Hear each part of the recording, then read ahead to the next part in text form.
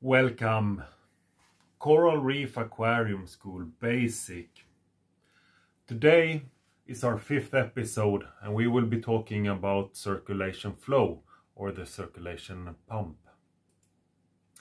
Now, starting with the two most common aquarium setups for saltwater tanks or coral reef aquariums. Now I'm talking about the chambered aquarium or the aquarium with a sump. For these aquariums you will need to have a circulation pump that pumps back the flow from the chamber or the sump back into the display.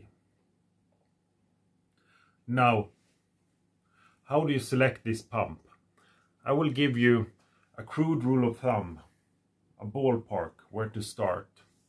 And that is 10 times the aquarium size per hour, and that is the pump's rated flow, what you should look for. So a very specific example, if you have a 100-liter tank, 10 times that is 1,000 liters, so you should look for a circulation pump that gives 1,000 liters per hour in rated flow. And the reasoning here is that you target to have the full volume of the aquarium pushed through the filter 10 times per hour. Okay, getting back to that, I mentioned that the rule was a crude rule of thumb. First of all, the pump will not operate at the rated flow because the rated flow is the pump free flow. So we typically have a nozzle that restricts the flow. You have possibly piping, hoses, the lifting height of the pump. All of these factors will reduce the flow. The only thing you can be certain of is that the pump will not operate at the rated flow. It will operate lower. Now, secondly, there are also other design criteria you need to consider, or you could be forced to consider. For instance, noise. 10 times the tank size might create a waterfall noise for the surface skimmer, and typically I would like to avoid that, so I would reduce a little bit on the pump flow to avoid the waterfall if that happens. And also, too high flow can give you a problem with micro bubbles. It could be so that the surface skimmer or even the protein skimmer create air bubbles, and if you have a circulation flow through the filtration area that is too high or too fast, you might draw these bubbles into the display, and you want to avoid that.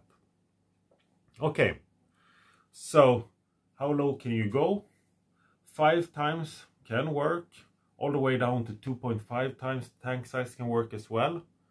I typically want to go as high as possible, but then when I run into problems I start picking it down. But even going above 10 times, I mean, there's no law against it. You can go on 15 times. It can work as well. 10 times, that is the starting point. And I will also give you a few more tips, a few more considerations. First of all, if you buy a pre-manufactured reef tank, which was actually my recommendation, or I did give an example for a few pre-manufactured reef tanks. Typically, they have a recommended pump flow. So start with that. It will probably make your life a lot easier. Secondly, if you're going for bigger tanks, typically for bigger tanks or larger pumps, you can find the DC pumps. And the DC pump has a benefit that it offers speed control. So you can go for a slightly bigger pump, but then you wind it down on the speed control so you avoid the noise, for instance, or the micro bubble issue. So look into that. And finally, also be aware that the circulation pump can be a source of noise, and then one of the root causes can be that it's caused by the pump vibration, and that the vibrations are transported to the aquarium structure or the aquarium glass.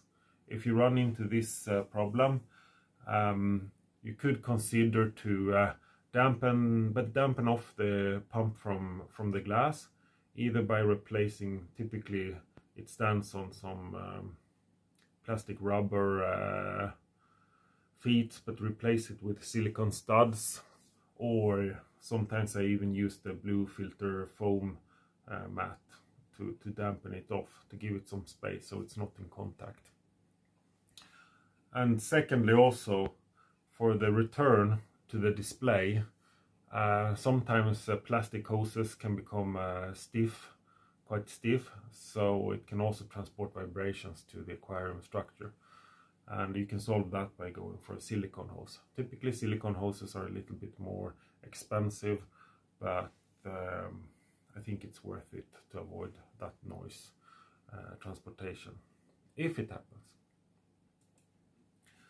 That said about circulation flow and circulation pumps. Next episode we will continue talking about pumps, but we will talk about the complete water movement in the display area of the tank. And now, past this video, we will transition as usual to the project phase. So I thank you for your attention, and I hope to see you there.